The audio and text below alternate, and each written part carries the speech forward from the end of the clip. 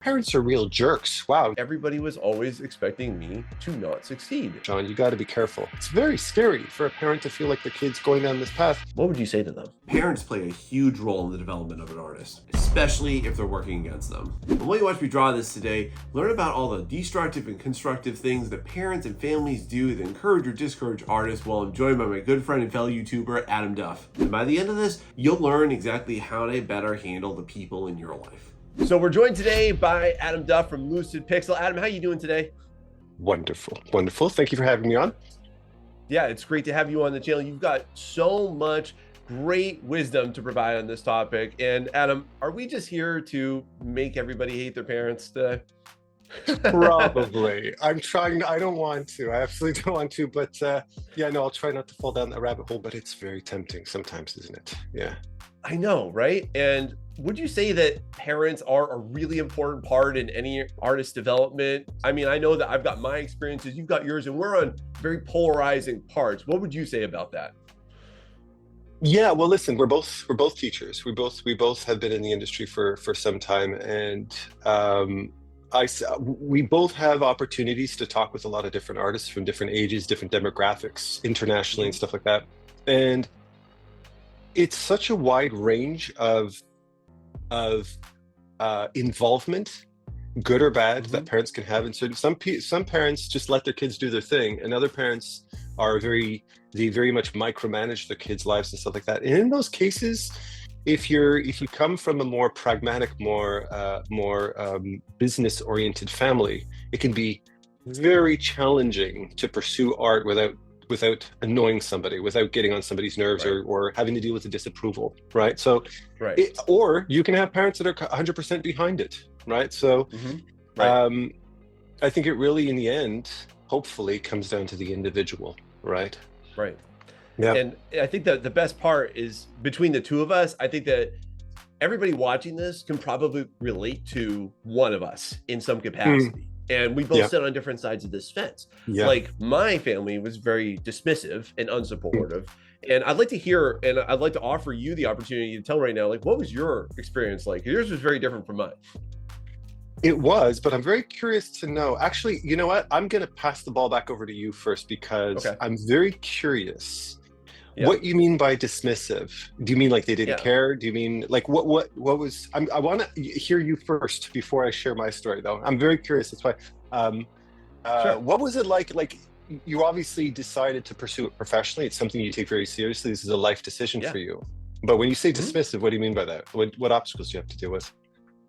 Okay, so one of the things that I often dealt with was I dealt with a family that didn't understand anything about art. And I think that's something that we should definitely bridge into a little bit later in this topic today too, because I think that also aids in this discussion really well. But my family didn't understand anything about art. They didn't understand anything about how do you become an artist? What does that look like? And so therefore they did what most parents did, which is that they try and push you towards doing something else. And hey, Sean, why don't you try this? Why don't you do that? Oh, well, we're plumbers in this family, or we own business in this family, or we work for other businesses in this family. And because of that, therefore, everybody's always trying to push, or was pushing me towards doing something else professionally, even though that was entirely opposed to what I wanted to do. And then I also felt that this was also something, and this is not just my experience, but I've heard this a lot, but do you ever tend to find that some families almost like look at it as like an infantile act or like a childish act, like, oh, they'll just grow out, it's just a phase. It's almost like when you go through like your goth phase. So like I went through one of those when I was a kid too, and like they just expected me to grow out of it. And what I struggled with a lot, and it was very hard, was that everybody was always expecting me to not succeed at that. I was almost like everybody was waiting for me to just fail, and then for me to just up and say, okay, well, I guess this thing doesn't work. Let me just go and take this other route. And that's also something I want to talk today is, you know, like the safe route, because that's awesome as a topic, right?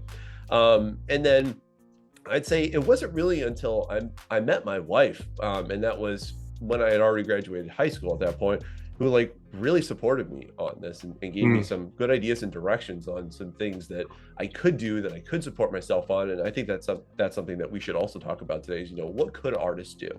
So do you ever find any similar experiences like this with yourself or other artists that you're speaking to? Okay. Well, it's interesting because you know this already, but a lot of your listeners, my listeners, might not be aware of the fact. My listeners probably will, because I repeat my stories a lot. I'm a dad, so that's what I do. Yeah. But I was raised by a mother who was a fine artist, who was raised by a father who was an engineer, a Polish engineer. Very simple. He believed the only real job was engineer. So much to the point that if a gentleman caller would arrive at the house to ask my mother out on a date very politely, he would not, and he was not doing this ironically, he wasn't doing this sarcastically. He would literally look at the guy, all 6'4" of them. He'd look at this little man at the front door and says, "What's your father do?" And he apparently had a very deep voice, deeper than I know, deeper than I can manage myself, because he died the year before I was born. And they would say, "My father's he works in insurance," or something like that, something that was non-engineer. To which he would say, and I'm not joking, "Not engineer, get out of my house, you bum." Wow. And he'd slam the door right in the face. Literally, he would slam the door in the face. Really? And of course, what would my mother do? Being my mom, she would just hop out the window and go on her date. Screw what my dad thought, what her father thought. So she was raised by a grandfather who very much didn't see any value in art. Especially, I mean, art is literally the opposite of engineering. Engineering was the job to have, and art was just, you're a bum, you're a loser, you're an idiot. So my mother decided to pursue a degree in fine arts. That's what she did, right? Now, fast forward, she was a fine artist, but she also ended up being a single mother of three. She ended up having to go back to school, and she got a degree in computer science. And it's actually the computer science degree that helped her to raise her family. Because back in the day, a fine art degree wouldn't get you anything. They would say it was a BFA, which stood for Bachelor of Fine Art. They would say, fine artists would joke and say it's a Bachelor of F-all, right? And and pretty much the same as today. Diplomas really haven't changed much in terms of value. But that's what got her through the thing. But she's an artist. In her core, she's an artist, and she ended up getting into computer graphics. In fact, she produced some of the first computer graphics ever published on the planet, which is a pretty big deal. But then she had 3 kids, and one of those kids turned out to be a visual artist, myself. Now, she never had anything wrong with it. She was perfectly cool with it. We talk art all the time. She's a fine artist. We talk about her oil paintings and her storytelling, and I got into animation and illustration, and all's fine. She never told me what to do at all. And I think that's one of the things, like, just for students, for artists who have artist parents, one of the things you're going to learn is, as a parent of artists like I am now, you really you're not guiding your child's artistic growth. I've never ever told Emily what to do. Her artistic journey is completely her own. Her gift, her skill, her style, her inspirations is entirely her own. What I did provide her with, which is what you had to deal with, was a life where being an artist didn't bring friction into your life emotionally. I never gave her friction for doing it. Go ahead, do your thing, right? So that's what I didn't create friction for her. My mother never created friction for me. However, my grandmother did. And when my mother was back in school, and she was learning, and she had to take night courses to study study computer science. My grandmother was one who would take care of us several days a week, to babysit us and stuff like that. And she was unapologetically a jerk about me being an artist, because don't forget, she was married to an engineer her whole life, right? And I remember she could be a real jerk about it too. I remember I was sitting there, I was drawing. My mother and my 2 sisters had gone on vacation, and it was just me and my grandmother at this point, which was, I hated it. She could be really annoying. And I'm sitting there and I'm drawing, and she looks over at my drawings like this, and she goes, "Ah." And I went, "What?" And she went, "You might as well be a garbage man," she says. "This is your wasting." That's funny. It's not funny that they said that, but that's what my grandparents used to say to me too. My mother's parents used to say, "You're going to be a garbage man." Yeah. Isn't that ironic, you know? Yeah. And to me, my response would be, what's so bad about being a garbage man? You're keeping the city from falling apart. You know, you have a very important job. Right. Unfortunately, I wasn't that clever back then, but I got really, really upset by that. But what did it do? It just reinforced me. In fact, I think the two main things, or at least the main thing that my family never bugged me for, because they never felt I was ever going to make a living with it, was art. Piano, my grandmother was all about the fact that I was into piano as a kid. She used to bug me to practice every single day, practice, to the point where it turned me off. The only reason I feel I'm here with you, Sean, actually talking art and running a school, is because nobody ever bugged me about it. They just let me do it. They left me alone. Right? Interesting. This guy, he's never going to make a living out of art, so whatever. Yeah. Let him tinker with it. Yeah. That's that was my experience. And I'm curious to hear from you too. Like, how has that shaped how you parent your children? Because you have one or two children that are going to be artists. I forgot. Yeah, I have one who's a gifted musician. She plays the trumpet with her school and stuff like that. She's in high school. My older daughter is now a professional. She's 24 and she's a professional illustrator. She's 2/3 her way through a book. She's like 150 pages illustrated so far. Emily Duff. Wow, So I'm plugging my sister right there, my daughter right there. And Lucas, my 12-year-old, is starting to get into it too. He just started his art Instagram page, and he's very heavily inspired by his sister. So if you look at my son's art, Lucas's art, and I'm plugging Lucas Casserole Arts, which is a clever play on the word Lucas. Go check that out. Luke Casserole. That was his idea. Very clever. That's funny. Check out his Instagram. And he's very heavily inspired by his sister. So he loves everything his sister does, essentially. So he's basically following in her footsteps. If Emily likes it, he likes it. Put it to that way. That's wonderful.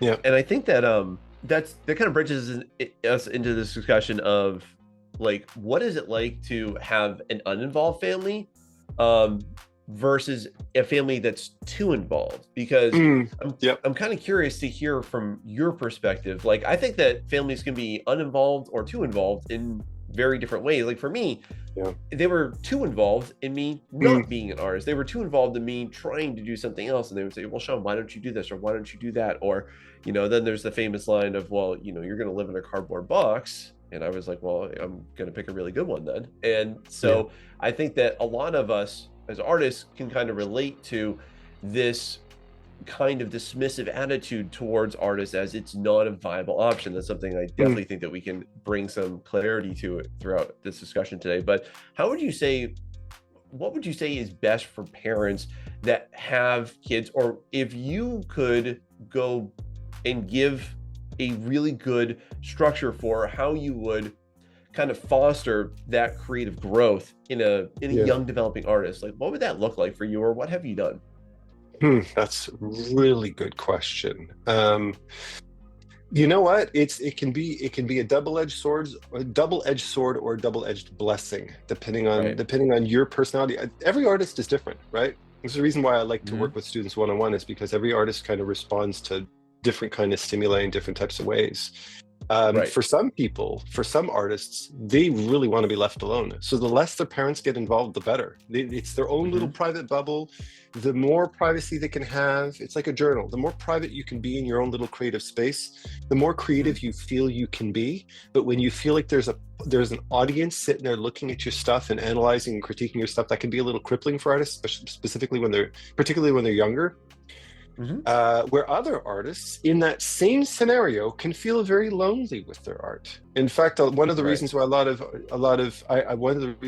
of artists reach out to me is because they don't have anybody to talk to about their art. And I'm not just talking about beginner artists starting their learning journey. I'm talking about seasoned, like celebrity artists that I have a chance to chat with. I've spoke to a couple of artists recently who are like on the top of their game.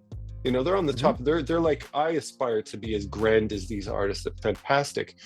And we sat down for a 2-3 hour call a couple of days ago. And I thought they wanted to reach out with me because there was something they wanted to collaborate on. No, they just wanted to chat. I just need to talk to an artist because they felt a little isolated and stuff. And I was like, wow, that's crazy. So, I mean, for an artist, you do, eh? Yeah. Yeah. Like a lot of people that will either reach out to me or especially like the ones in my Discord server or the ones that join my mentorship. I'm sure you find this too. It's like, they don't have anybody to speak to about this. Sounds like what you're talking about, right? Yep. They just feel like they're just brimming with passion. They're brimming with ideas.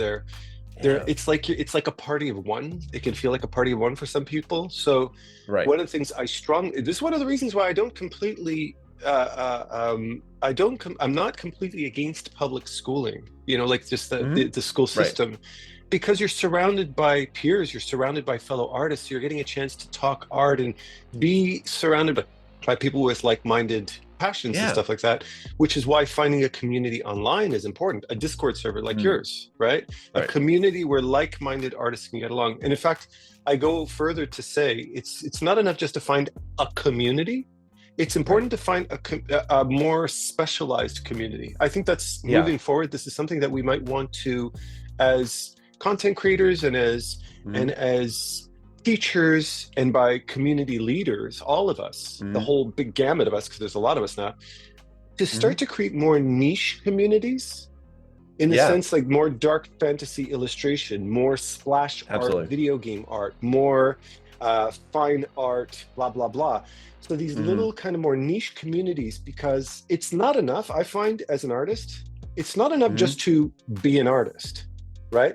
We can, from a general perspective, we can understand, my mom's an artist and I'm an artist, but she's a fine artist who has she's oil painter, she communicates her stories, her priorities. It's a completely different language of art, right? It's like the analogy I like to use very often is home renovations. Yeah, okay, we all work in home renovations, but one's a plumber, one fixes driveways, one fixes roofs, one's an electrician, one does polished concrete floors.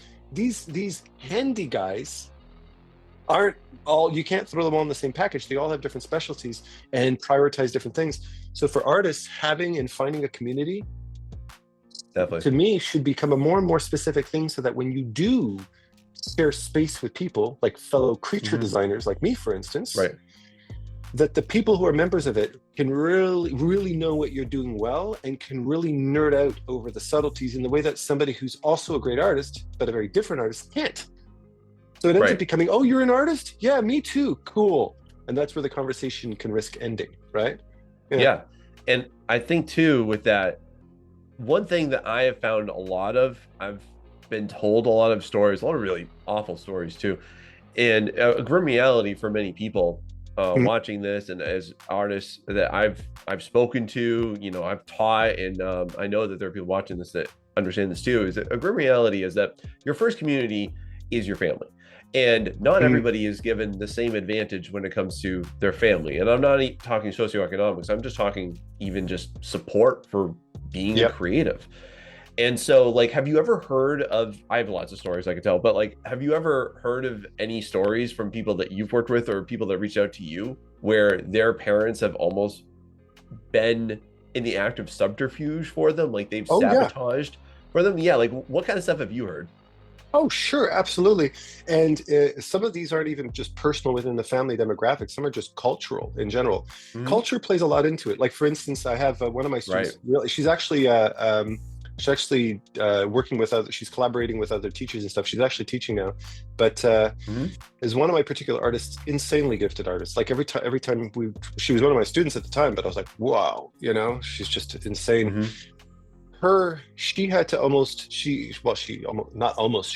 did have to study in private. If her parents even found out that she was doing this, they would have said, okay, well, we're not supporting you if you're going to do this. If you want to stay in this house and be supported by us, then you have to take that path, and art is not the way to do it. And they would literally kick her out of the house. It was like a betrayal to the family to do something like that. Some cultures have a very strong stigma against art. It's not just they don't just snob it, they don't just ignore you or not support it, they actively try to prevent you from doing it, and will punish you if you pursue that. Now, that's kind of a worst case scenario, but not completely uncommon, depending on where you're from and stuff like that. I find that becomes more and more of a reality in artists' lives if you live in a country where the family dynamic is very, very tight, which is something that North Americans, Canadians, and a lot of culturally similar countries don't necessarily get. Growing up as a Canadian or growing up in the US, your family's your family, you love them, you're close, but if you grow up in a typically North American family, then to each their own to a certain degree, right? Eventually we reach a certain age, we go off and we do our own thing. So the pressure to support the family isn't there as much, right? Whereas in other cultures, you are expected, the cultural norm is for generations of families to live together in the same collective, the same home, big homes with like 15, 20, 30 people in it, where everybody has to contribute to the family. And if you're just being some self-serving artist, then that can be very, very shunned upon, because you're not bringing, you're not pulling your weight. And that can lead to a result like, hey, listen, if you're not going to pull your weight in the family, or it doesn't even have to be a big family, it can be a small family, but just a very strong, the children support the parents type of mentality.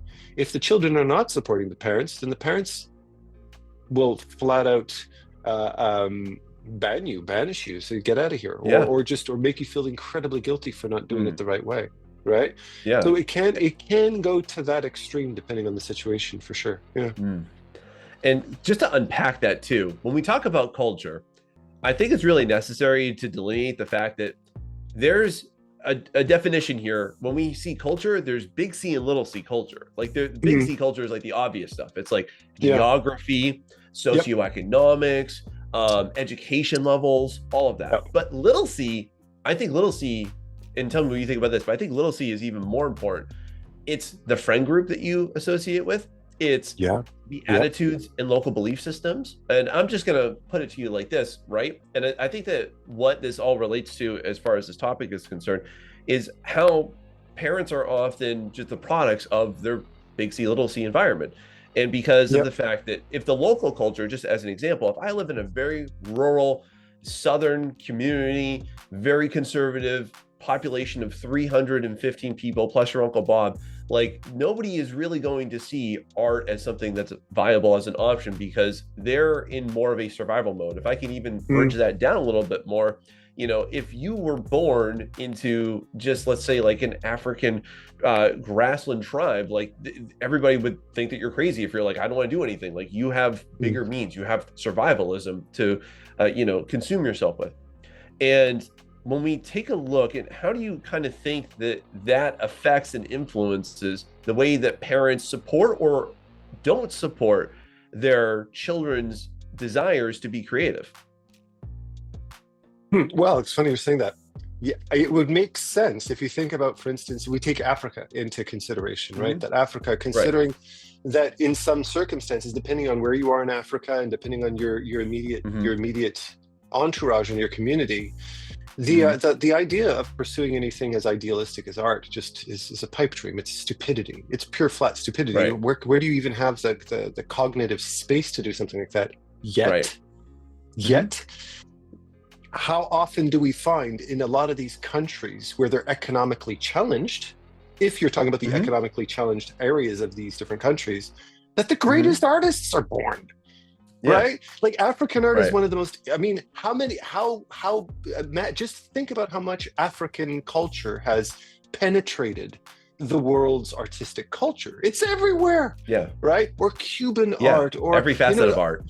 Oh, for goodness sakes. It's like, there's just, and the reason being is art, you're tapping on such an important topic, because art is a form of self-expression at its core. And the more challenging life becomes, the more we tend to internalize ourselves, don't we? In fact, I would argue that a lot of artists tend to really be their most artistically expressive during their hardest times. And that's when they're struggling financially, when they're dealing with family issues, when they're dealing with psychological issues. A lot of artists tend to really thrive in that environment, because it's like an emotional journal. They're just dumping their emotions onto a page. Whereas when things start picking up, one of the things that a lot of artists will talk about is once you start to get successful, how do you keep the passion going? Right. How do you keep the passion going when you get successful? And that's a whole, that we could segue into that topic easily.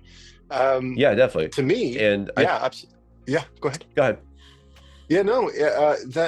That art is at its core a form of human expression, and the more we're connected to our own core humanity, the more artistically driven we can be. Very often, the more expressively driven we can be, and some of the best art is a product of that. In fact, not only that, note that a lot of great art, if you think about music, for instance, a lot of great art, if you listen to like a big, huge, popular salsa band like Los Van Van from Cuba, one of my personal favorites. If you listen to that Cuban band, they're multi-millionaire, they're huge, they're world famous Cuban performers now, like Buena Vista Social Club, for instance, where they're mainstream, yet their music is always connected to the neighborhood, the core, the place that they grew up in, the poor neighborhood they grew up in, the food they ate, the social gatherings they had. Art is the same thing. That we connect to our core humans and our core humanity of our communities through that. I think I might have segued away from your original question. What was your original thing? No, that's fine. I was just asking, like, how do you think that, you know, between the topic of, you know, big culture to little culture, how does that influence the way that parents think? I'm cutting you off. I'm cutting off. I'm cutting off. All good. Go. Yes, because I'm going to lose my trail of thought here. Yes. Okay. Little C, culture. I was just at the Montreal Comic-Con with Emily, with my daughter Emily. Right? There's pictures there. Everybody loves the picture of me and Emily, by the way. It was a very liked picture, as do I. And it's not every day that I give myself the opportunity, as an older guy, Emily does these things all the time, to just leave my studio and go and hang out in the community of little C culture, right? Comic book artists and manga artists and furries and art books and art cookbooks and video game cookbooks and cosplay. And I'm like, oh my God, I was completely at home with the little C culture. Being surrounded, when it comes to the little C, the lovely thing about the little C, and one of the reasons why as a parent, not only my priorities as a parent, but to parents in general, if I can speak to the global world of parents out there, one of the most important roles that a parent can and should play in their kid's life, not only with art, but in general, is to support their children's friends.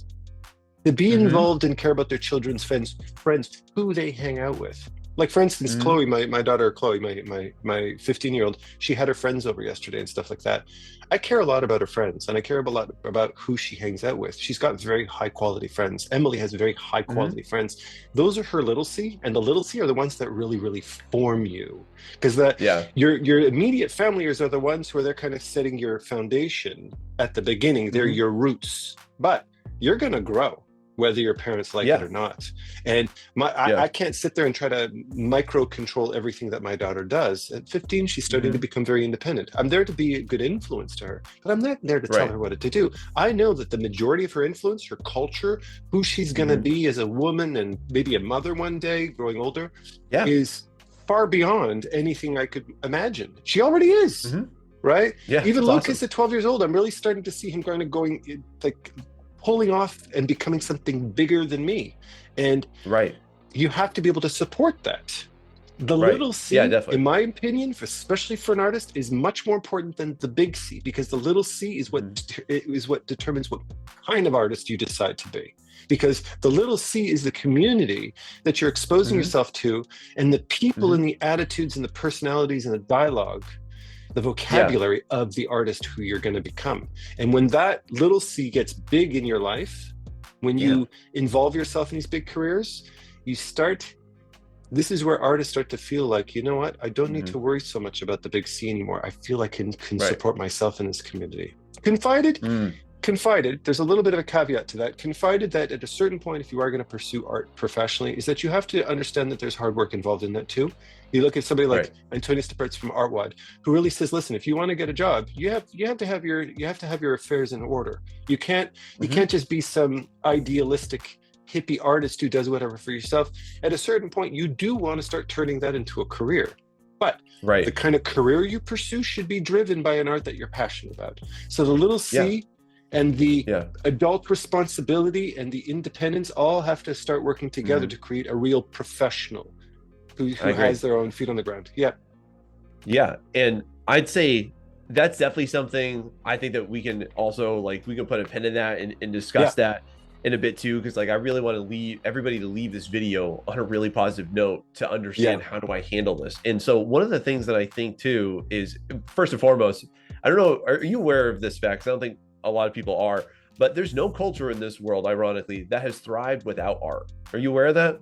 None. There's no long-term sustained culture. It's my job to be aware of that. And I know somebody in the comments is going to be like, well, Sparta. Okay, great. But Sparta didn't live that long or prosper that long. And that's probably a big reason why. And every hyper-militaristic nation also doesn't live that long without that culture aspect to it, which is interesting because there's so many parents that I would say, and I'm probably the product of this, but they did not support it. And that's why they don't support their kids. And that's why I asked you about, you know, like, what about parents that sabotage their kids? And just to like throw it out there, because I'm curious to hear like down below if everybody watching this has experienced any one of these or to share your own too. But for me personally, I had my own family that purposely tried to push me away from art and push me into other affairs, into other careers. And then I've seen direct sabotage, which I've been told these awful accounts of, you know, parents that have taken up all their drawings, ripped them all up, they threw away their sketchbook, they burned them.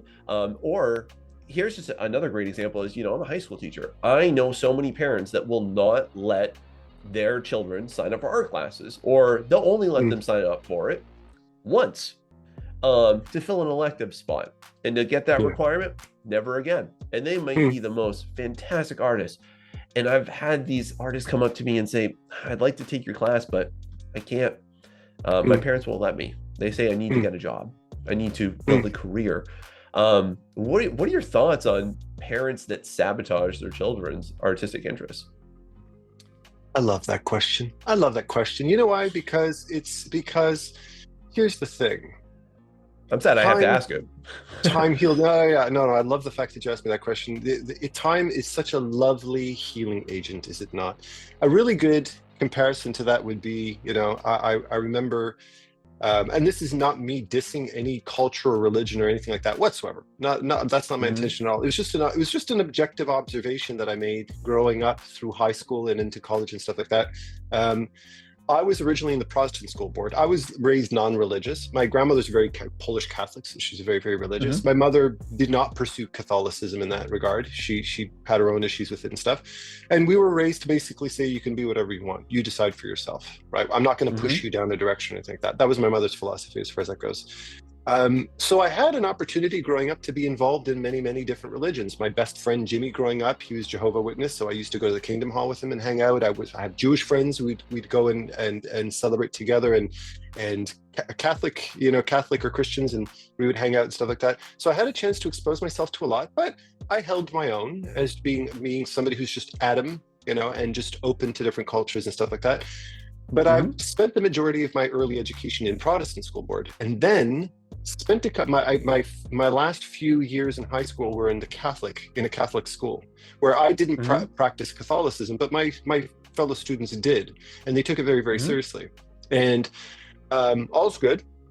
But I noticed, being somebody who had been raised, who had gone to school in an environment that was not being monitored by the Catholic Church so closely, that when I went to this school, the way I spoke, my demeanor, my attitude was very threatening to a lot of people. A lot of people kind of saw me as being a bit of a recluse. They were kind of my attitudes towards certain, you know, certain growth periods in my life, or certain things I'd seen or explored or whatever. A lot of my friends, close friends in the Catholic school board were like, oh God, you don't talk about that kind of stuff. You don't do that kind of stuff. I was like, well, chill out. You know, my teenage attitude was like, whoa, get the broom out of your butt, right? But whatever, I never judged people in that regard. Now, they were all teenagers in high school, living in a very, very controlled environment. There was a lot of control in this school in particular. Like they were very closely monitored and stuff like that. Now, fast forward a decade later. No, not even fast forward a decade later. Fast forward to like 20. You know, now they're 20 years old. They've graduated from high school. They're in college. A lot of the students that I grew up with that were very, very controlled, felt very controlled through the church at that particular point in life. As soon as they got their independence, they went buck wild. And they went completely, Awesome. the pendulum swung in the polar opposite direction to an imbalanced level. Too much experimentation, too much indulgence, because you can't fight a human craving. And art, to me, when you're an artist, capital A artist, when it's your identity, right? That's like repressing somebody's gender. That's like repressing somebody's sexual orientation. That's like trying to repress somebody's hunger. It's your being, it's your identity. And a lot of these artists, when they're young, in my opinion, if it's really in your DNA to be an artist, and if it's something you have to do to feel whole, then you can repress it all you want. But what you're doing is you're creating a lot of backwards momentum. You're pulling the slingshot back and creating more and more tension. And the minute they lose control, the minute that child of yours is 18, 20, or even not even 16 to 18 years old, once they start approaching that adult age, they're going to fling off in the opposite direction, and you're going to lose total control over them. It's going to be an act of rebellion, and acts of rebellion are very inspiring, right? Yeah. So, and I would argue that the lack of resistance I had forced me to be, at a very, very young age, forced me to have to motivate myself. I didn't have anything pulling me back, right? In fact, when my grandmother went, your drawings are garbage, you're a loser, whatever, when she would say that, I go, oh yeah, fine. I would fill 3 sketchbooks the next day, just in spite, because it's, screw you. You can't tell me what to do with my life, right? Yeah. Right. Artists are rebellious. And I agree with that full-heartedly. One thing though that I want to contend a little bit with on this is, and this is just the point of my research, and just as somebody who's really heavily into like researching art and artists and creativity, one of the things you said is that if it's your DNA to be an artist, what I have found, and my stance on this one, it's not just my stance too, I found a lot of other scholars agree with this opinion, but is that we're actually all artists. We're all creatives. A lot of people, I think, might be watching this wondering to themselves, are my parents right? Is my family correct? Am I not cut out for this? Is this not me? But I just want to hold back and just say, no, we are all artists. Like, the reason that we are put on this earth and to do anything, like, no matter what you're doing with, you are a creator. And some people, and I'm going to use a violent term here, but I think it's the most accurate one, you're beaten into submission to not be creative anymore. And I think that starts, honestly, at a very young age. I think there's a lot of systems involved that really foster a non-creative growth approach to them as well. And so when you say that, if art is in your DNA, are you saying, in your opinion, that is something that's actually there? Or are you saying that like it becomes a choice and it feels like it's like a part of your identity? In other words, like, is the identity of an artist, is it something that you elect to do, or is it something that you are given to do? What are your thoughts? Well, you're asking somebody who's raised by an artist. So for me, I wasn't aware of that choice. It just kind of was my norm. Art was just the world I grew up in and stuff like that. But then I have students, for instance, who I have a student of mine who's a dear friend of mine. He's based in Alberta, Canada, actually, and he was raised by a family that had nothing to do with art at all. In a very small country town. They're farmers, and and very simple life type of idea, and artists and culture in general. And like, I was raised in Montreal. It's very cultural. It's very very inclusive and everything like that. It's very big and artistic in many different ways. He's one of the most gifted artists I've ever known, one of the most expressive artists I've ever known. There was no influence, there was no push, it was in his DNA. So I'm a bad example of the choice of art, because art was just kind of there. It was just, there's food in the fridge, there's the fan, I turn the fan on when it's hot, and there's art. It's just kind of part of the woodwork, so to speak. Right. I think that the people who are better advocates for the true identity of an artist are the ones who are not raised in that environment. People who are raised in environments where where they're ostracized for it, raised in environments where they're shunned for it, where they're ridiculed for it. Can I make an argument that art is in your DNA? Please. 100% yes. You can. I just don't see it any other way, because some people just pick up a pencil and something comes out that they can't turn off. And I'll add to that. I would apply the same thing to dance in my life as well. When I walked into, you just need to be exposed to it, right? I remember years ago, we're going back 25 years at this point, and 25, 26, I walk into a dance club to meet this girl that I thought was cute. We weren't dating at the time yet. And she said she liked to go to the swing dance club. So I decided, oh, okay, cool. I'll go and I'll show up there, right? And I walk in with the intention of seeing her. I wasn't thinking anything about dance. And I walked up the stairs, and I could hear, because it was up on the second floor. Downstairs there's a Cuban cigar lounge that smells like Cuban cigars and stuff.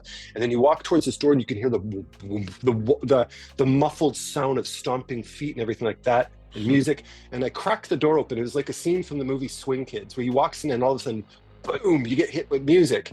And it's like walking into a time portal where there's people in zoot suits and two-tone shoes and dancers and a DJ with a big feather in his hat and a little turntable, and the music's in chandeliers. And I walked in, and I swear to God, Sean, I spent 2 hours. She never even showed up because she didn't know I was going to be there. I actually saw her on the way out, and I stood there at the bar, mouth open like this. And I had a recurring thought going through my brain the whole time. This is going to be a part of my life forever. I just knew it. I never even thought for 2 seconds that I was ever partner dancing, whatever. It wasn't anything that occurred to me. I walked into there and I knew it was going to be a part of my life. Fast forward 25 years later, it still is. It's still a regular part of my life every day. Yeah. So I did not walk in there and go, oh, that looks like fun. I walked in there knowing at my core that this was a new part of my identity, and I didn't even know how to do it yet. How about that? Right. So I agree. And to that extent, I say we're on the same note. When you say too that it's in your DNA, what I want to clarify for a lot of people is that it's not that it is or it isn't. It is. Creativity is a default mode of human beings, and I can prove it to you in one simple scenario. If I dropped you just in the middle of a deserted island and asked you to survive, would you survive because of your intelligence, or would you survive because of your creativity? You would survive because of your creativity, assuming that, we're talking normal cognition here. I can creatively tell what a toxic mushroom looks like. Exactly. But I mean, like the way that you would survive, the way that you would hunt, the way that you would gather, the way that you would create shelter. That's because of your creativity. The reason why humans have thrived is because of creativity. There's no reason why we should be ruling the planet. We're the most pathetic species to ever grace this planet, in my opinion. Aside from like cuttlefish, I don't understand them either. But aside from that, there's no reason why we should, but we did, and we did it because of creativity. We have literally mastered almost every square inch of this planet, except for a few. And that's not because, you could say it's because of intelligence, but it's we've mastered the planet, Sean, but tell that to your cat. That's Neil deGrasse I know, Tyson's that's true. Thing. Yeah. Who's in charge, the human or the one who controls the human? That's right. Just throw that in there to throw you off base. Yeah. No, that's totally true. And I agree with that one. And the thing that always gets to me is when I think that parents and families and local cultures, they tend to dissuade artists from pursuing it because they think it's not a part of them. It's not something that they can pursue. And again, I'm just going back to, if you have a local family life and culture in your home where that's not what we do, and that's not what you can sustain yourself with, and it's not worth doing. I think even just the worth doing is a big topic that a lot of artists encounter. And it's really sad. That's something that I was actively kind of sabotaged into thinking let me ask you, Sean.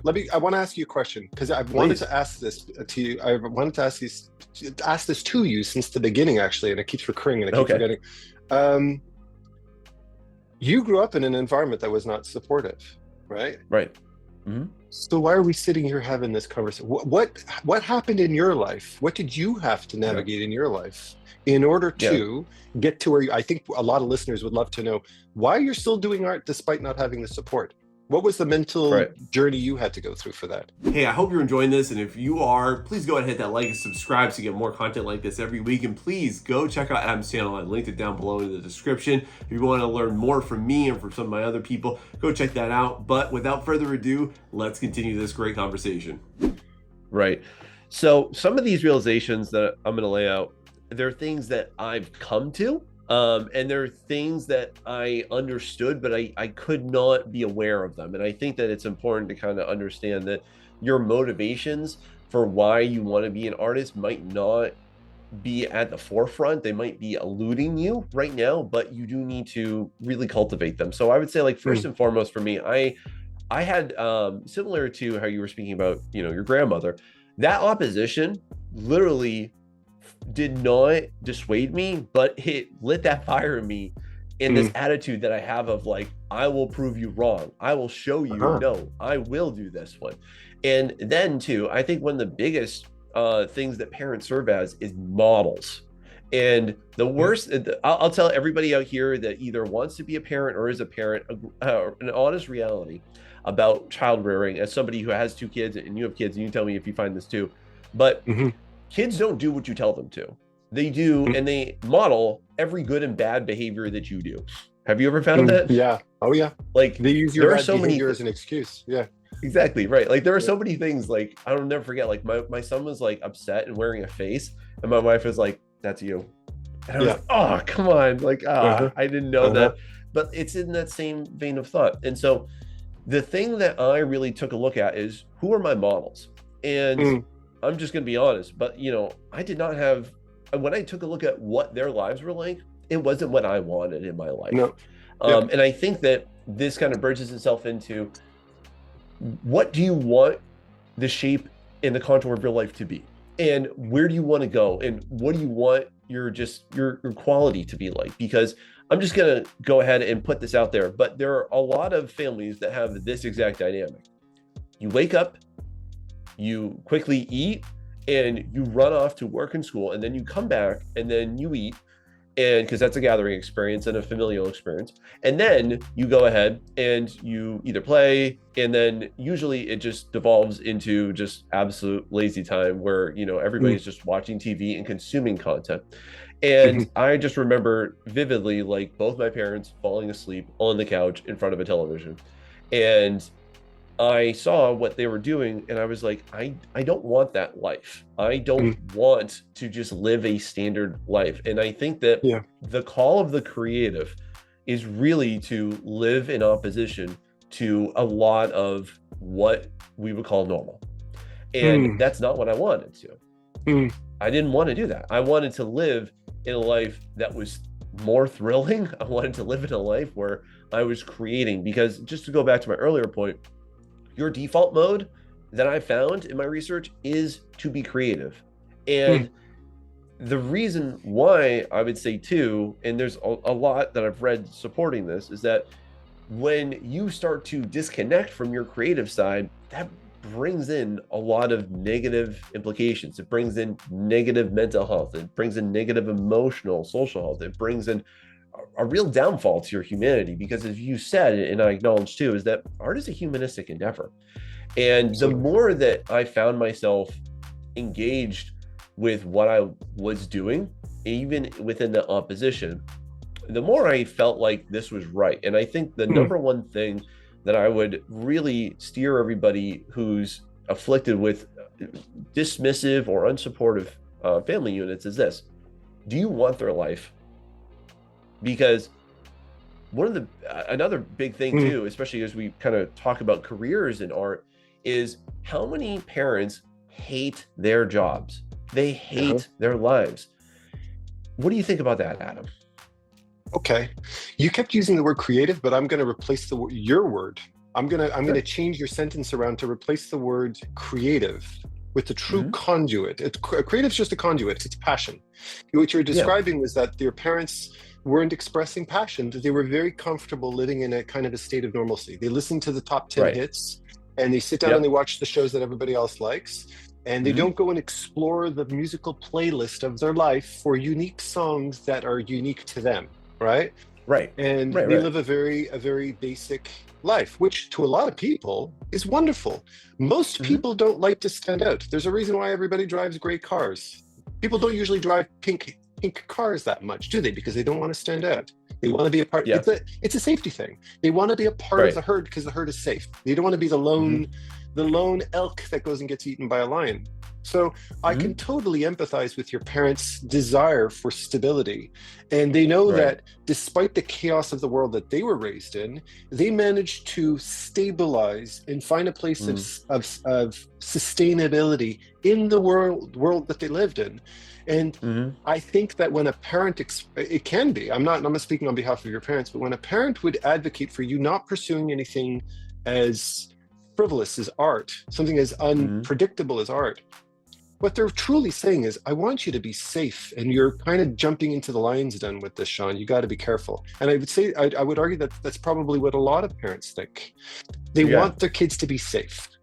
And art to them is, I don't know what you can do. Maybe not, but gambling is not something I want to do with my kid. Right? Right. So in their regard, you as the child is observing them as being boring, of being dispassionate, of being plain, right? Yeah. But to them, they see themselves as having navigated a difficult world to find themselves in a safe place, and they want the same for you. So when you start to get rebellious, and they consider art as being something rebellious, they go, hey, watch out! You're being dangerous with your life. You don't know where this is going to lead. But what they might be taking for granted, and what they might not have experienced in their own life is, you'd be really, really surprised what a human being can survive. I have hit so many rock bottoms in my life where I never thought in a million years I would be able to get out of it, and I got out of it just fine. I have seen myself in very dark pits of where the hell am I going to go from here, and yet I did. And I think one of the best lessons I ever learned in life was losing everything. Literally everything. Not only losing everything, but then when I desperately reached out to the people who I felt could help me, they were like, no, buddy, you're on your own. In fact, they might have even made it worse for me. And I realized you have to do it on your own, Adam. And I did. And that's what gave me the confidence and stability and the wisdom to be able to find my own path, which is where the tattoo came from. Know thyself, right? You have to discover who you are and what matters to you. Your parents are trying to keep you safe, and you're sitting there going, but that is such but you, Sean, are driven by passion. But an artist is somebody who's driven by, it's your person who is so brimming with passion, that art is a means for you to get it out of your system, the catharsis of creation, right? And I'm sure I could take a pen out of your hand, I could take a stylus out of your hand, I could take the paintbrush out of your hand. Within 7 days, you're going to find a replacement, and then another, and then another. I can keep pulling tools out of your hand. If your intention is to, once you've felt the high of creation, that you can take something out of your imagination and create a tangible, breathable piece of art. You've immortalized your imagination. Right. There's no turning back at that point. Yeah. You're looking at your parents and you're thinking to yourself, my God, they're so boring. Not in a million years would I want to do that. Just sitting on your couch all day and because you prioritize passion over safety. They don't. See? Right. So they can't relate to that. They can't relate to that.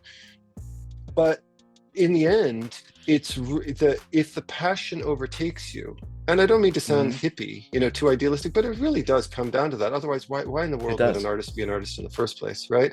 It's because you have to let it out. You're in this state of that there's this dopamine rush you want to get, and people keep telling you not to get it, and you're going to get it one way or another. It's like a drug. So So can I add to that? Yeah, please do. Go. So I think that one of the things that you just hit on was really big for everybody watching, which is that your parents aren't trying, I think at their core, and I just want to believe in the good of humanity here when I make this statement, but they're doing, if they're trying to guide you away from art, they're not doing it because they're terrible people. I think that most of the time it's actually based in love, and it's fear of what you said, safety. They want to know that at the end of this, that, in 20 years, you're not still living with them, or they're not still supporting you, or that you're not in a bad place. They care about you, I feel. Not everyone is exactly that way. Some people are born with just really terrible families. My heart goes out for you, and I've experienced a bit of that myself. Yeah, some people do just suck. But I think that we have to understand that, your parents, they do love you, and they want the best for you. It's just that I think that what happens is it gets twisted into behavior. And I mean, everybody does something and says something once in a while. that they regret. And then they look back and they say, I'm not proud of what that was. And especially when it comes to creatives, I think it's important for us to understand that they do want us to be safe. They want us to be self-sustaining. And unfortunately, though, that is why they tend to guide us away from art. Now, one of the things that I think, too, is really great about you and other artists that are like you is that one of the most powerful things that I would kind of diagnose that's been really transformative for you and your artistic development, and tell me what you think about this, is just familiarity with it. Like there's a point of how you said that, you know, art was just a part of your everyday. You would wake up, eat breakfast, and there's art.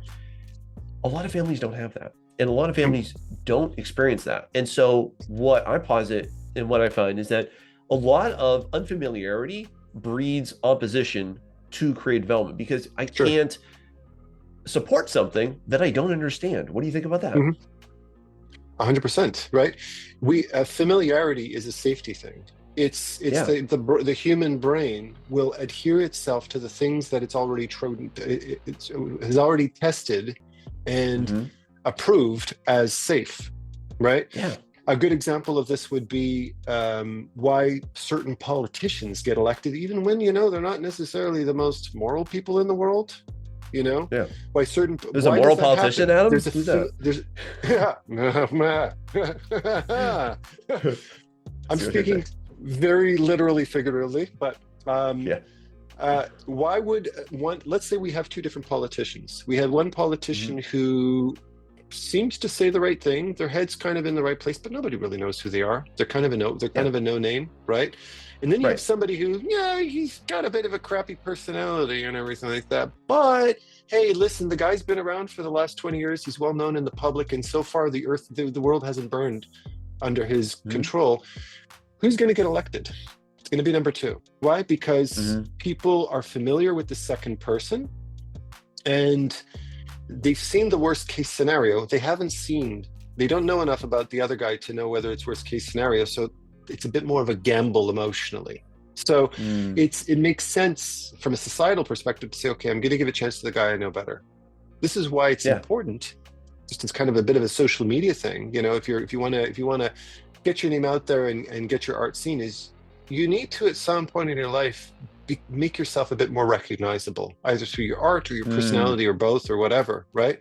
The fact that you have a YouTube channel, the fact that you have a YouTube channel and people hear you communicate every day, and you haven't been banished from the community for some horrible controversy, says a lot about your character, doesn't it? And that people can say, okay, I can trust Sean as an individual. I can see he has a sense of responsibility. He represents a certain demographic. I can trust this guy. Right? I can trust him. He stands on the right side of the fence as far as I'm concerned. And you're volunteering yourself to become familiar to other people. Not everybody have that courage, depending on their personal situations. So yes, absolutely. Being raised in an environment where it's familiar. Hey, I was raised by an artist who was an artist mom. So I never starved to death with an artist's mom. Right. But I was also raised by an artist mom who also knew how to diversify her skills. That's why somebody like one of the videos I love, an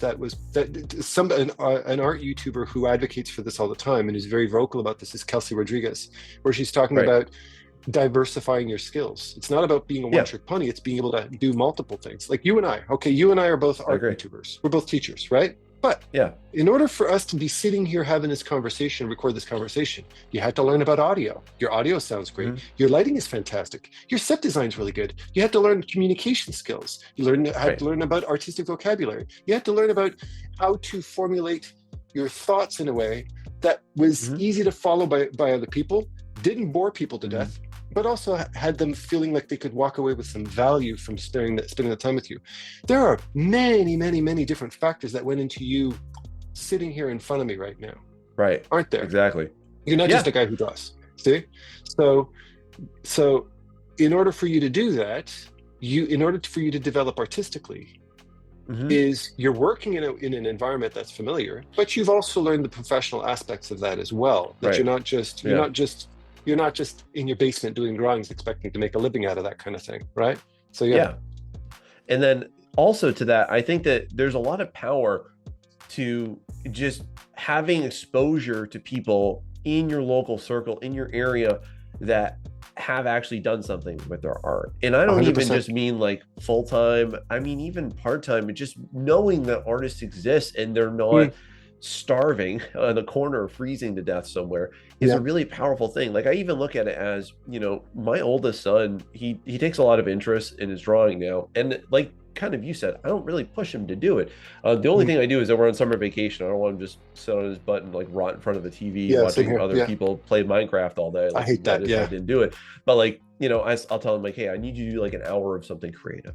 And to my point though, like he'll wander into my office like I'm in right now, and he'll like look around, he'll see like, he'll kind of like flip through my art books. He understands this is how daddy makes a living.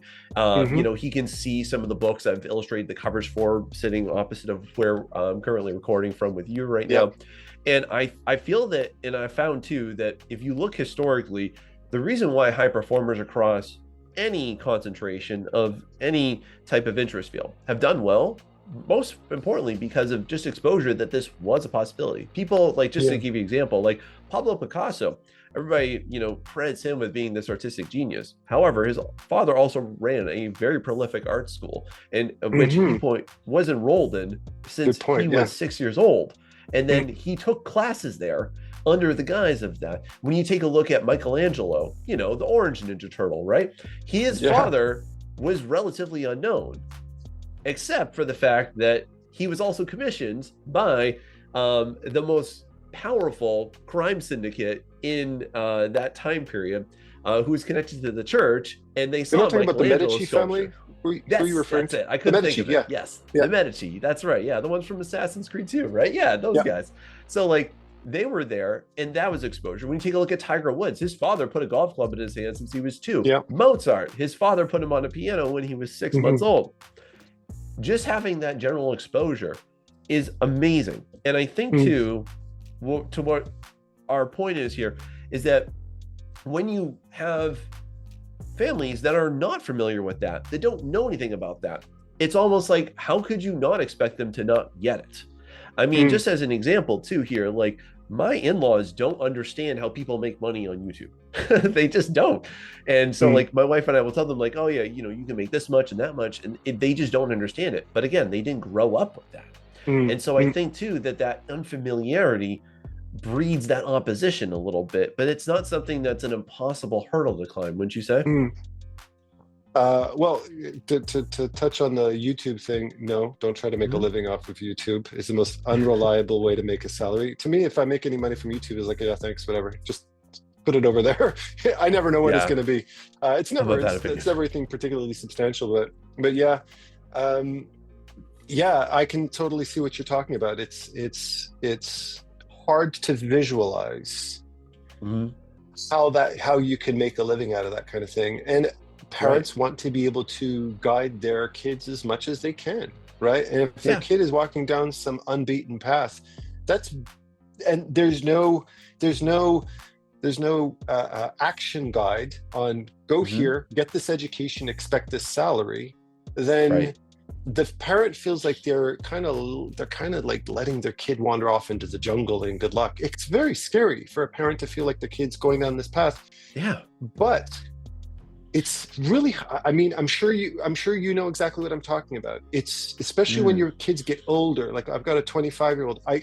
Luckily I have a 25-year-old right now who is an illustrator, who is making ends meet with her boyfriend, and they're living together, and they're going through the motions of living together. No, they're not rich. No, they're not, you know, they're not rolling in dough, and they're not big celebrities yet, but they're doing okay. They're getting by.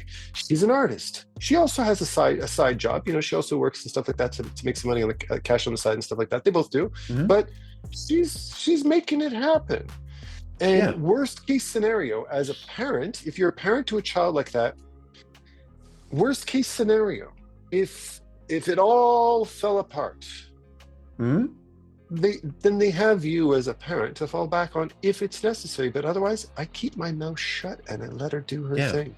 I want her to go through what I went through. I want her to know what it feels like to be broke. I want her to know what it feels like to try to, balance all this and balance all that, to try to make it work and how to prioritize. But the only way you can learn that and really have a sense of control is to let them figure it out on their own.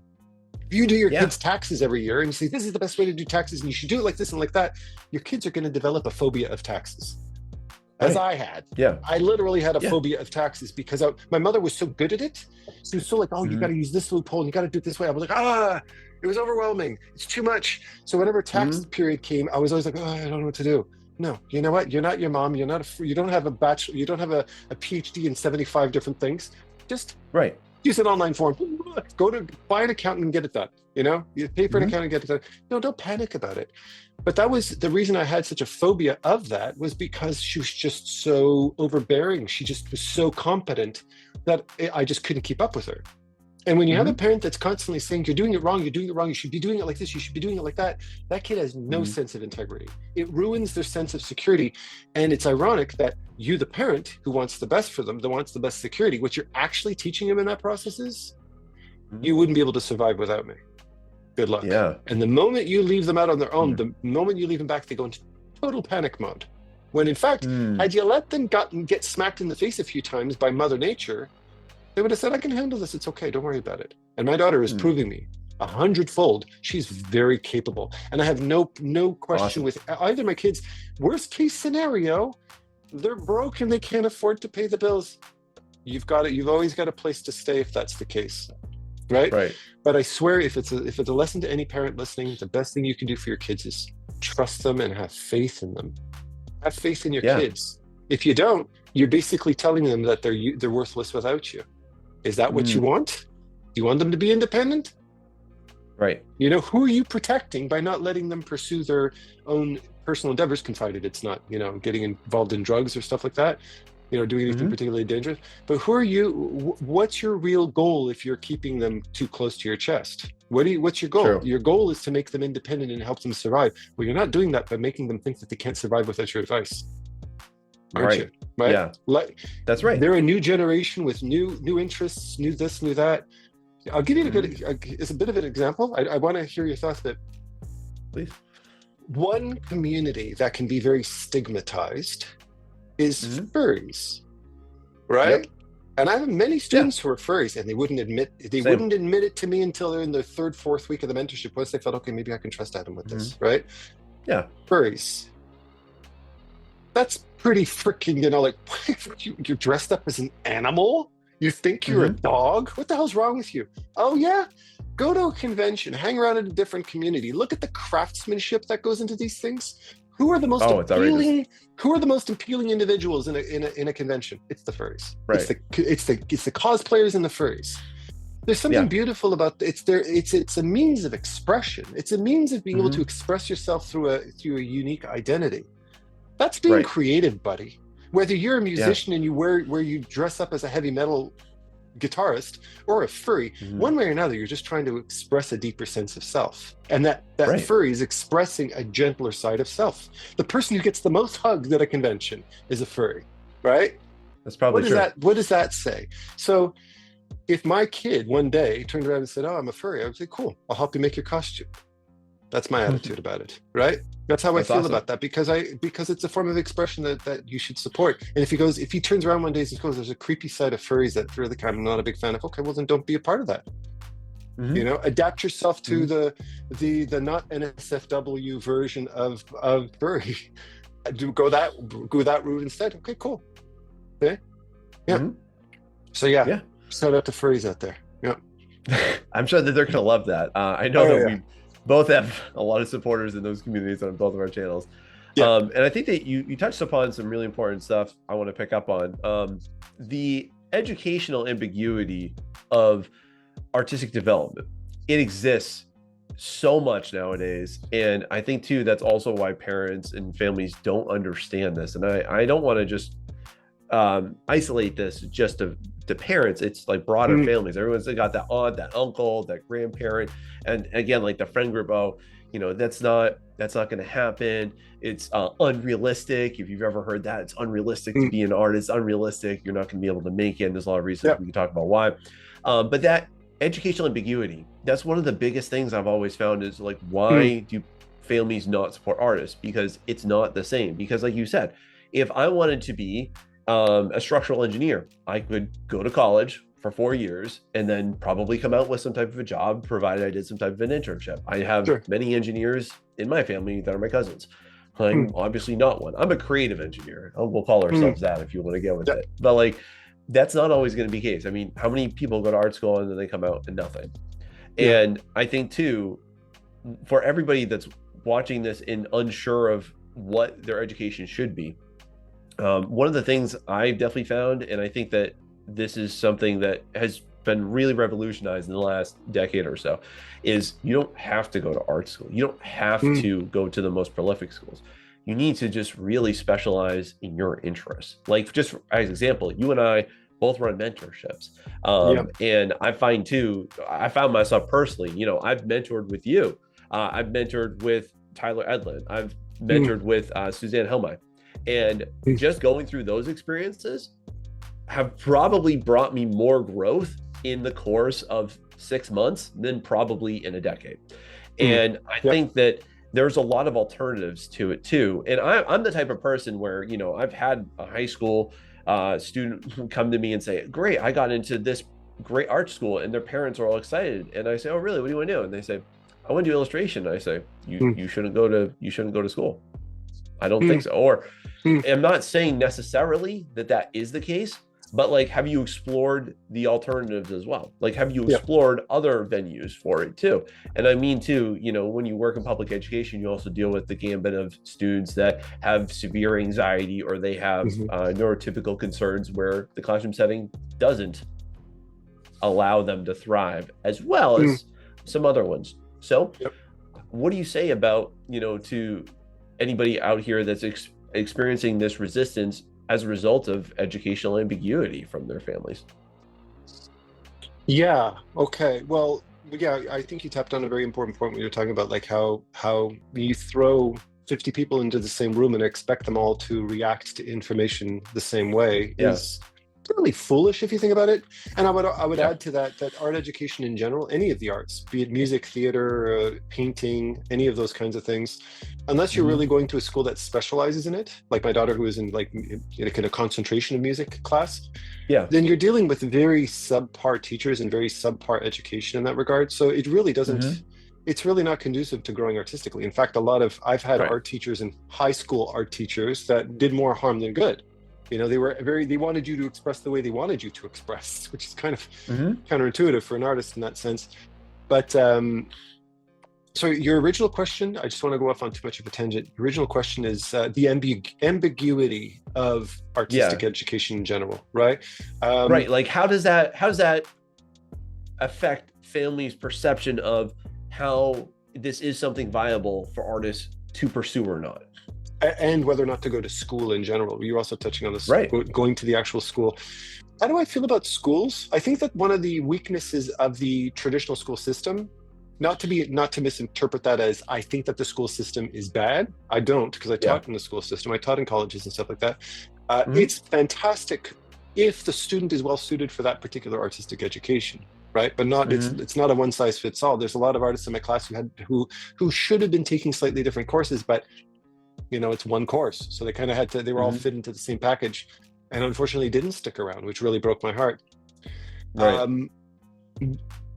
I think what the school system does, the biggest value the school system does is it gives you real human exposure. You're in a room 5 days a week with your friends, with people you love and people you hate and people you can't even remember they were in my class. So there's a social aspect, and that's amazingly valuable when it comes to social anxiety. And I think that the reason why you're mentioning social anxiety is because they just don't have enough exposure. They haven't trained their social muscle enough in that regard.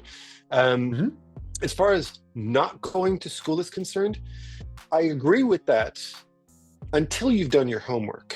And I think that as far as if I was to recommend to give you kind of more of a macro generalized view of how you should pursue an artistic education, I think that every artist should start by being geeks, nerds, grow up, do fan art, do this art, do that art, do any kind of art that you want. Just kind of really overexpose yourself and slowly start to find which types of art, character, environment, design, etc. What kind of facets of art you tend to just feel more natural in. Allow yourself to organically feel out different artistic processes so you can feel which one clicks with you emotionally and physically.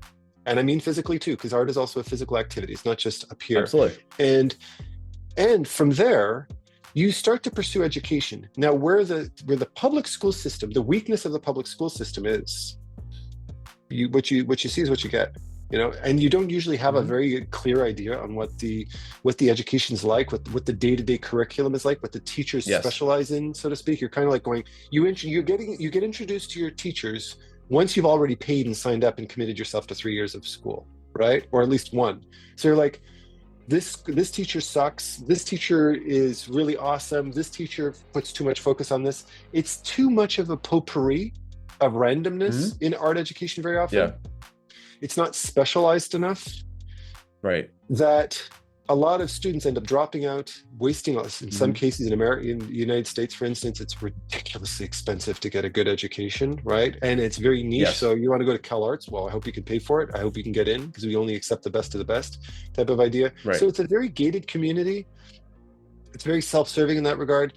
And what do you get out of it in the end? Whereas the online, the advantage of the online aspect, where you have teachers like Tyler Edlin and Clint and Diana Kearley and me and you and Anthony Jones and all of these different, Hardy Fowler, all these different artists, we all have our own niche. So as you get to know yourself artistically, you can say, oh, if I want to get into this type of art, I'm going to go and talk to Tyler. If I want to get into this type of art, I want to go talk to Sean because I like the way he talks. I like what his focus is. I know that when I listen to his YouTube videos, he's got a communication style that really clicks with me. I know that when I sit down with him in a classroom, I have a really good idea on what to expect. So from a safety perspective, we're talking about parents feeling safe with their kids' lives. As for an artist who wants to feel safe pursuing an artistic education, they need to have a better idea on who they're signing up with, who they're investing in, who they're giving their money to educate them. Because if you listen to somebody and this just sounds like a lot of fluff, or they communicate in a way that you might find a little bit arrogant, or a little bit unclear, or a little bit too this, or a little bit too dry, or a little bit too soft, you're kind of getting a feel like, oh, I want to sign myself up with this guy. I like the way he teaches, right? Yeah. You can shop for that. The disadvantage of that is, well, it's you and the teacher, and then you're on your own again. And how do you recreate that sense of community? How do you get exposure to people? Because I don't care how good you are. If you're afraid to talk to people, if you're afraid to reach out, if you have really poor self-confidence, and I've worked with artists who are now, the top of the top, the ones that every other artist on the planet aspire to go to. And when they signed up to take my mentorship with me, I would turn to them and I go, what are you doing taking my class? I should be taking your class. You're 10 times better than me. To which they would say, I just don't know if I'm ready yet. Yeah. And my biggest and only contribution was, you're ready 10 years ago. Get out of there. Go. You're ready. And then they did. I gave them a little kick in the ass and they were fine. But it's remarkable how an artist of this incredibly high tier, like, wow, it's magic. They produce magic. Right. The artists of that incredibly high tier don't have confidence yet. That's a lack of social exposure. So I think that ultimately you need balance in there. You need to tailor it, but you also need to get out there and get that sense of social interactivity to feel like a part of something. Yeah, for sure. Yeah, I agree. And then to piggyback on that too, one of the things I'm first and foremost, I've been an educator for 15 years going on now. And I really believe in the mission of education. I really do. And it's something that I do in my own practice and my own mentorship, and it's something that I bring to my classroom. And so one of the things too that I've recognized before too is that a lot of reasons why I think some people are talked out of going further with their art or investing just into their own learning and growth and development is because they and or their parents had really bad experiences with art teachers that don't service them the way that they needed to. And I'll just say this, like, just very flat out, is that not every artist is meant to be a teacher. That's a very different calling. It's actually a really wonderful fusion of two very different skill sets together. It's actually quite rare to get somebody who can actually teach a really totally strong foundation. It's not the same. Like, I have had classes with phenomenal artists. They sucked as a teacher. I'll never forget, I took a watercolor course in college, you know, $2,200 for it. YouTube taught me how to watercolor paint. Not that guy. No shade to him, but I'm not the only one out there. And shout out to if you had this experience too. But I feel personally that education is an attitude and a mission that you should have for yourself. And I also just want to say too, I think like if you're interested in art education, you should not and cannot only rely on your instructor to be the reason why you're doing that. And the reason I say that too, as somebody that's gone to art school, is that I saw so many people that were great artists in art school, and they would just never really give it their all. And I find this to be a horrific fault of a lot of people that give up on their art, is because they never throw themselves into it, because they still have like something in the back of their head telling them that they can't make it or they're not good enough. We can talk about that in a sec, but for sure. I think that that there's a strong paradigm surrounding artistic achievement and whether or not it's realistic. You've probably been told that it's, you know, you've heard that one before. It's unrealistic to be an artist, and parents telling you, well, that's fun. You know, you can do that on your own time. That can be your hobby, but it's not realistic for you, sweetie, to go ahead and pursue this. Right. And as it pertains to education, like I fully agree with you. I believe that there are some people that should go to art school, some people that need that exposure, some people that need that community, that need the environment. Are there toxic environments in there? Sure. But you know what? Show me any community that exists that doesn't have some toxic subculture to it. It doesn't exist. So we can't I hear the same our conversation I hear from programmers every day. Right? Oh yeah. So absolutely. Artists think that it's poor artists. Nobody. No. It's like this everywhere. Engineers included, by the way. Yeah, sure. Oh yeah. I mean, everybody's threatened by AI, for instance, not just artists, but think about how programmers are threatened. I can go on an AI platform and it'll write all the code for me perfectly. So you know what I mean? I'm going to touch on something you said, by the way, about not everybody should teach. It's kind of, I love the fact that you brought that up, because this is actually, if there's any teachers or anybody out there who have or are thinking about aspiring to set up a teaching platform, a learning platform for other people. I've been doing this for a long time too, right? And it's funny, I like the fact that you said teaching and being a great artist are not the same thing. I would argue that I love teaching more than I love art. That's awesome. How do I know? Because I teach everything. I don't just teach art. If somebody asks me, it's like, I'll give you an example. The other day, my girlfriend was complaining that her arm hurt. No, was it her arm? Yeah, I think it was her arm. She was telling me that her arm hurt. I said, where do you feel it? She goes, it's my bone over here. And I said, that's not a bone, that's your brachioradialis. You know, but it's like, my goal was to educate her on where the muscle connections were, so that she understood that the tendon pain here is actually originating probably from your ulnar nerve or something like that. I love to teach, and art is just an excuse because I've been doing it for a long time, right? Yeah. But I've heard a lot lately from incredibly capable and successful artists in the industry who have learning platforms, who are, you know, they're consultants. These are people who are doing really good for themselves and are incredibly qualified to do these things. Express publicly. Now, I'm not calling anybody out. I'm saying this is they've said it. I'm just reiterating what they said, that they tried to work with certain types of artists, certain types of students, and it just didn't work out for them. And I've heard this in public and in private from professionals as well, that were saying like, man, I just got so frustrated. Like, geez, man, you really need to learn just to hold a pencil at this point. Right? Yeah. And they got frustrated with that fact. They were frustrated about the fact that, geez, you know, you want me to teach you, but dude, you have to learn how to draw a straight line first. You need to learn how to control that pencil first. And that was a turnoff for them. And that to me was saying, and you're a high school teacher too, right? To me, I was thinking to myself, well, that's what being a teacher is. That's what being a teacher is. Now, I'm not dissing them because I learned from them. They're incredible teachers. I am a professional, and I think that they're more better suited for teaching. They only deal with the pro level, the intermediate advanced to the advanced level artist at this point. But they're very turned off of the idea of teaching people from the bare foundations of art. To me, I have no problem. I love teaching people how to hold a pencil. I love teaching, like when an artist comes back and they submit something and it looks, they're doing chicken scratches. Like, okay, what were you doing? I want to brainstorm what kind of a tablet are you working on? Is your tablet properly supported? Are you drawing on your lap? Is the size of your tablet too small? Talk about the ergonomics of how your arm is lining up with the thing. How much pressure are you using with your hand? What should it feel? How should your hand feel gliding against that surface? Just check the pen pressure and troubleshoot that line, right? Yeah, that's a teacher.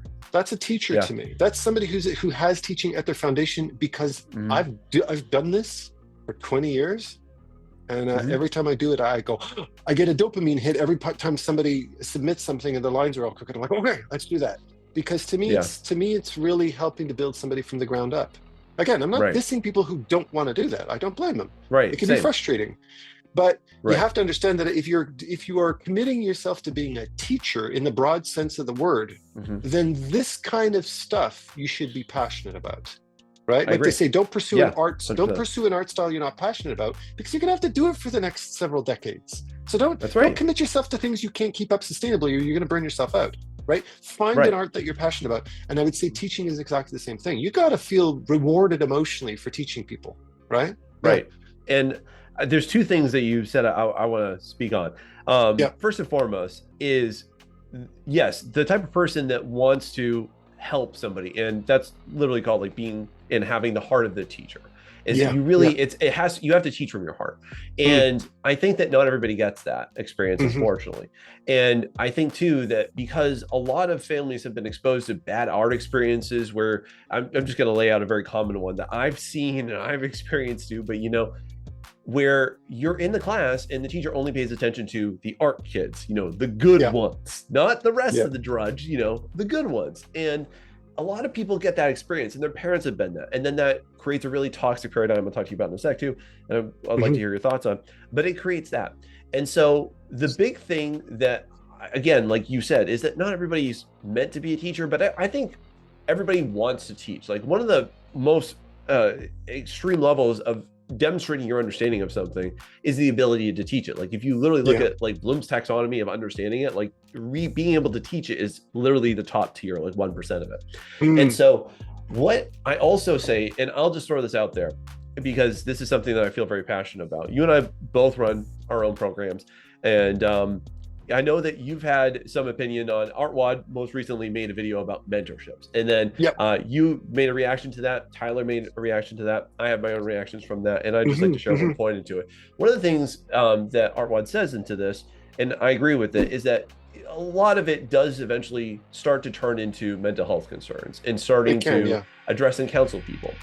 My contrary view to this, that I'm going to take a very strong stance on. Well, if you want to hear my thoughts on that, go ahead and check out this video right here from Adam for the rest of the conversation. And don't forget to also watch the part where I accidentally eat a fly during the conversation. Not proud of that. See you next time.